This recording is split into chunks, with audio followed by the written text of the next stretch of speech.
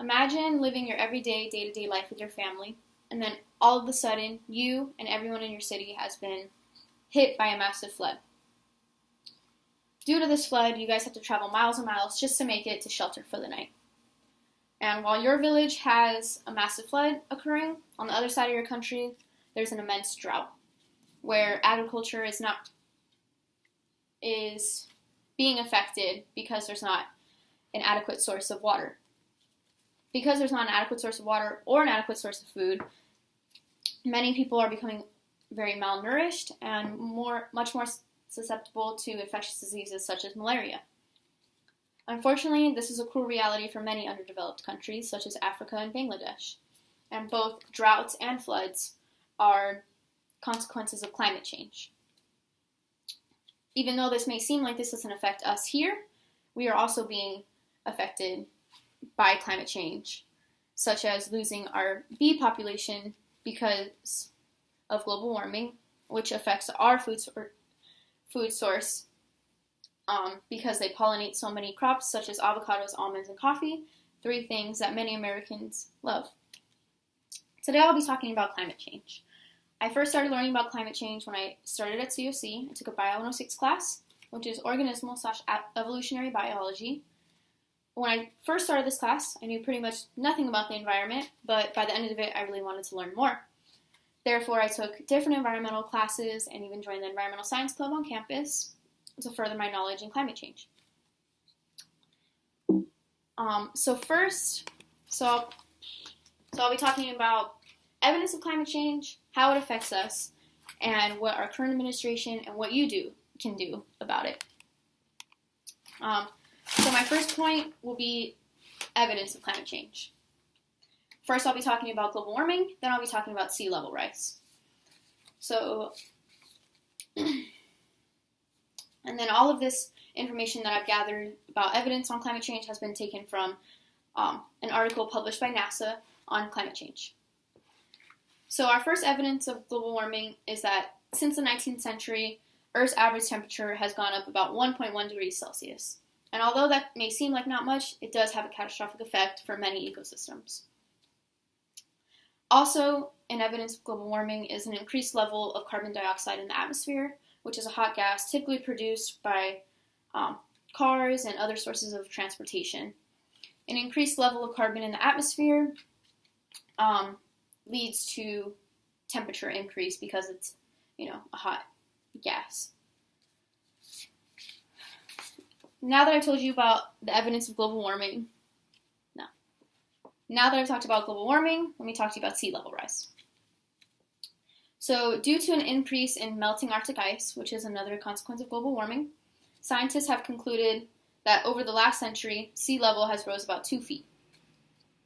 According to an article written by Alistair Duell, published by Climate Central, the annual rate of sea level rise increased to 3.3 millimeters in 2014, which although may seem like not a lot, it's causing many people to lose their homes and lots of habitat loss for many other species. Now that I've told you about the evidence of climate change, let me tell you about how it affects us. So first, I'll be talking about our food, and then next I'll be talking about an increase in respiratory illnesses. So global warming can lead to food shortages because of loss of resources, such as water and energy. It also leads to a decline in honeybee populations who pollinate hundreds of different crops, such as blueberries, blackberries, apple trees, all that good stuff that we kind of rely on. Also, it affects our food because it affects the price of food. If water and energy resources go down, we don't have a lot of it, the price of water and energy goes up. Therefore, when we need water and energy to produce food, the price of food will go up as well. According to an article published by Citizens Climate Lobby, written by Alex Amonet, bees are on the path to extinction due to climate change. In addition to food shortages, we'll also see an increase in carbon dioxide. An increase in carbon dioxide leads to many different respiratory illnesses. According to an article published in 2015 by Brittany Patterson, a journalist of the Scientific American News. In recent decades, asthma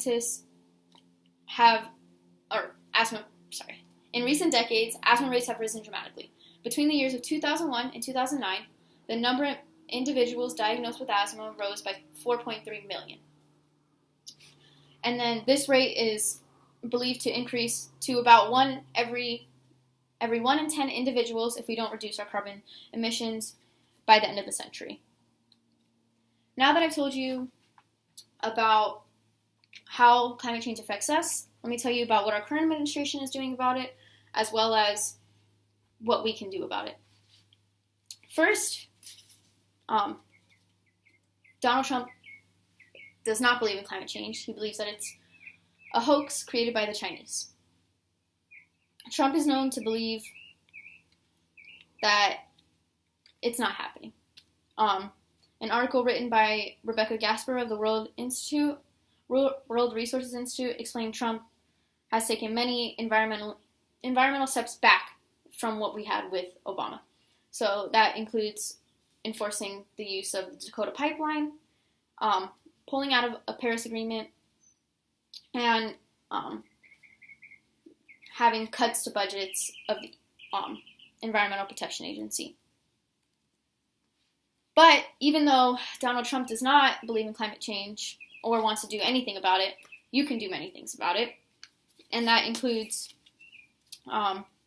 reducing your waste that you're using, voting for political parties that support your views of climate change, riding your bike more, using your car less, and there are many other ways. So in conclusion, I told you about how climate change affects us, evidence for climate change, and what you can do about it.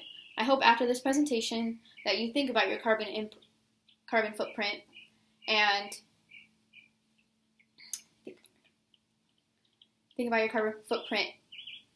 want to reduce your influence on climate change.